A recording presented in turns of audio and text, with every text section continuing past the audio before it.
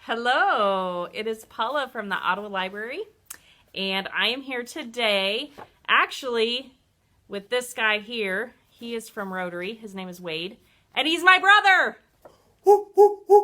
I don't know if he's really that excited, but he's faking it well. So, he is here with me today because we have some kind of reading information we want to share with you.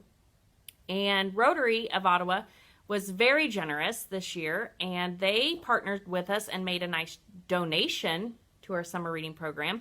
So I'm going to let Wade talk a little tiny second about Rotary and maybe a little bit about the donation that they made, and then we are going to share with you something that I'll tell you about in a second.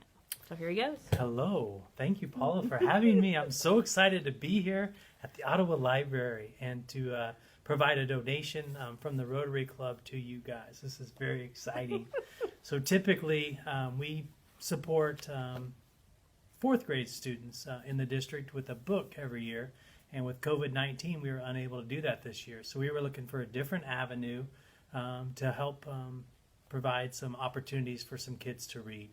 And luckily, I talked to my sister enough to know that the library could use some help with the summer reading program, and we have done that. So we've made a donation to help with the Bean Stack program and to do that. And today I'm just here to talk about reading. I love to read. I've always loved to read, and I like to read a lot of different kinds of books, but I just enjoy it. I enjoy reading with my kids and just taking time to relax and read. So, Paula, I thank you so much for having me today. I am so excited to put together some little thing we're doing here for this top 10 thing and see where it goes. But thanks for having me. You're welcome. You know you can't get away from here without me telling stories about you, right? That's fine. Okay, so one thing I remember, and we talked about it the other day, growing up, Wade is the older brother, in case anybody need to know.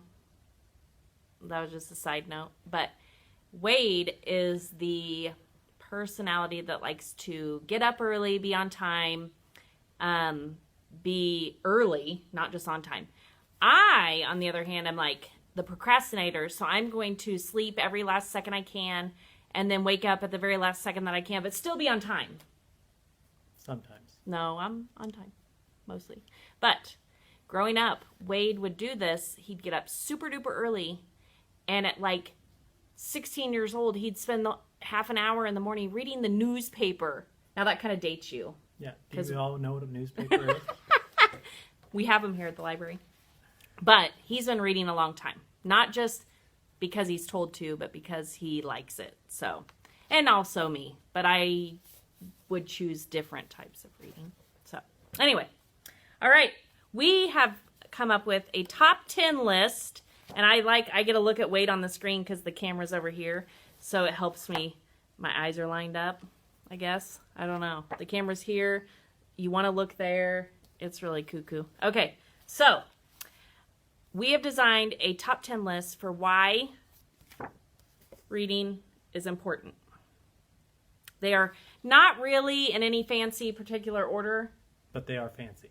They are fancy. So, I'm going to let Wade start with number 10. Number 10, reduces stress. Yes, and these could be for both children and adults. Oh, yeah. Be dramatic. There you go. Did you know, I read a fun fact. If you read for 6 minutes in one day, it reduces your stress level by 68%. Where did you read that? I don't remember my source, but it was on one of your things. I don't know.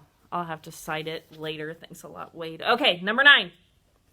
So, reading helps people make sense of the world around them. So, you feel more comfortable when you can read signs and read information and read paperwork, and for kids, read directions. And so, yeah, that's important. Number 8. It expands your vocabulary. Yes. Ooh. It does not always help your spelling. That's a life lesson. I'm not the best speller. But I do learn some new words by reading. Yes, and I have 3 boys, and the twins are 13, Carter and Caleb, and they're going to love that I brought them up. But they like to use the word good with everything. How was your day? Good. How was baseball practice? Good. I said, get a thesaurus out and find some new words. So it does expand your vocabulary. So what do they say now? Excellent. Oh, splendid, fantastic, Exceptional. dandy. All right, number 7. The more you practice, the better you get. So that's important in reading because sometimes it is hard. There are a lot of readers that struggle to learn to read, or even as an adult, you may not have been the best reader. So the more you practice reading, the better and the easier it's going to get. I like that a lot. It also improves your language, and that could be either written, verbally speaking, or through your grammar. And it's ironic that it's on this one because I forgot a letter. I had to squeeze it in. Oh well, that's all right. Yes, and sometimes reading is reading the pictures. So it doesn't always have to be the words. So as you have a young reader, encourage them to tell their own story by telling the story they see in the pictures. And that helps with their speech development and their language skills, which is a pre-reading skill. Awesome. I know, isn't it? Okay, this is a good one. Number 5. It's fun! Sorry, I scared you. It's fun and entertaining. Now, that could be true or false. If you're reading something you don't want to read, it's not fun. Yeah, you won't find me reading a romance novel. And I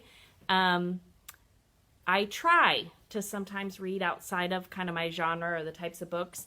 And it is good to try new things, but I definitely have more fun and get more enjoyment out of my mystery suspense type books. So, Number 4, build self-esteem and self-confidence. Something Paul and I do not lack. And that kind of goes along with the more you read, the better you get. It takes practice, and as you have a reader improving, then that builds this self-esteem and confidence. So, all right, number 3. Now this is a long one. Good luck. Thank you. Number 3, helps teach empathy and gives opportunities to see another perspective. Do you know? I'm going to let you work on that one. So, books are a great way for people to kind of be in someone else's shoes, maybe. As an adult, maybe you need a different perspective. Like, I don't know what it's like to be a black woman who grew up in the South. And so I could read a book, nonfiction or fiction, and put myself in like a tiny sliver of their shoes. And parents can do this if they are having a hard time figuring out how to have a conversation with their child. Books are a great way to do that, whether it's a death in the family and you don't know how to have that conversation because maybe you've never been through it before. You can find a book to help you bridge that gap and help you have conversations. That's like my favorite thing about books, because the reality is, like, I'm me, and unless I put myself and open my mind to other perspectives, I might not learn a whole lot. So I love that one. It's my favorite. Nice job. Nice job. Number 2, it enhances your imagination.